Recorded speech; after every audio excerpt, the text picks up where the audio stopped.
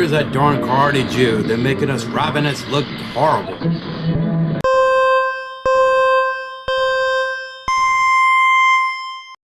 If you've enjoyed this program, please click like and subscribe.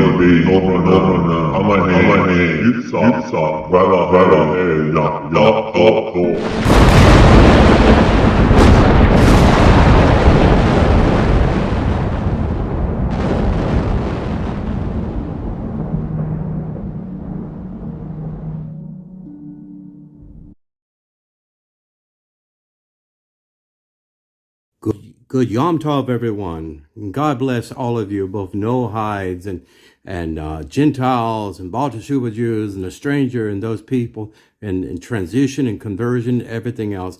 Whoever you are, you're created in the beautiful image of Hashem. Yes, may we all say, oh mine.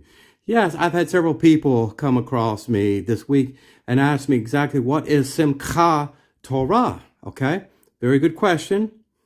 It's a minor Jewish holiday. It's more contemporary, and it actually was innovated, if not invented outright, by the sages of blessed memory. It's not a high holiday, but it's a transitional holiday. So bear with me.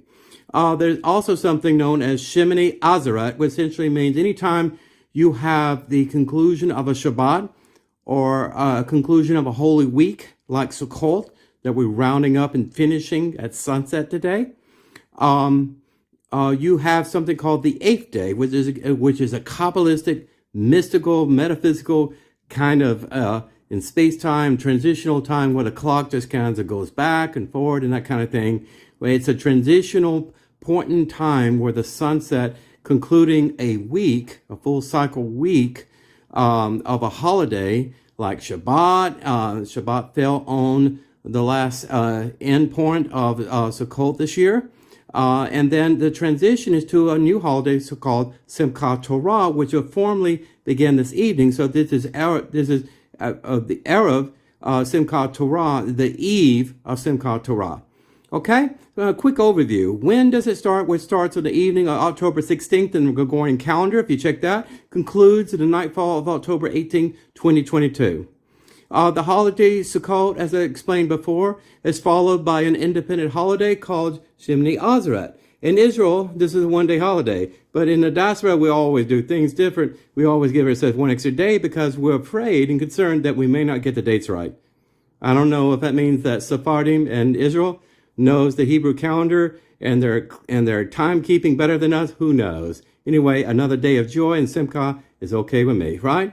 So in Israel, this is a one-day holiday. For us, it's two. The holiday is characterized by utterly unbridled joy. This is a joyful time in which reaches its climax, Simchat Torah, when we celebrate the conclusion and restart of the annual Torah reading cycle. So in other words, next parashat is the last parashat of the book of Devarim, the fifth book of Moshe. And we're going to begin in the first chapter of Bezeri, the book of Genesis. We traditionally dance around the bema, where the Torah scroll is traditionally laid out by the Kohen priest, the Kohen Levitical people that are entitled to go to the bema. We dance around that bema where the scroll is, the Torah. We'll be dancing around that in celebration and joy, in a horror, like the months of the calendar, the Hebrew year. How we celebrate that? We have holiday candles. It's encouraged to have a continuing flame to spawn the holiday candles and have that flame burning for the next 2 days or so. We have a special type of Yartzeit candle that does that for us. We have nightly festivals, evening meals, delicious food and things like that, delicacies. We also refrain from using electronic devices, Facebook Messenger, and all that stuff. Even WhatsApp, where a lot of Jews synergize all the time.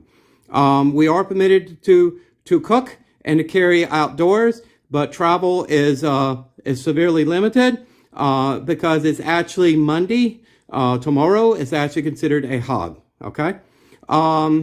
Wrapping this up, the first day of Shemini Atzeret features prayer for the rain. This is where we actually transition from the summer prayers in a Siddur to the winter prayers. We also no longer take the 4 kinds of species, like the lulav, the willow branches, and other things in the citron. We no longer carry that with us, okay? We depart from that because we're leaving the sukkahs and going back to our home and residence, and we're going back to traditional worshiping cycles, okay? In other words, wearing tefillin in the mornings when you do your Shacharis prayer. Well, that's about it. I just wish everyone a very joyful holiday. I hope you find room in your heart to rejoice that God gave the Jewish people the Torah. He gave the Torah to anyone that's willing to look for it. Yeah, look for it and hear that shofar blast to hear it. Because may you be a living Torah. May you be the light into the world. God bless you and keep you. Have fun. Remember, Simchat means absolute unbridled joy around the Torah. Yes, there'll be a lot of children dancing with the Torah. The Torahs will be handed out to everyone to carry, and then they will be passed on to other people that usually don't even touch the Torah. Take care. Shalom Aleichem. Reb Yarben signing out the Torah Watchman Show special edition.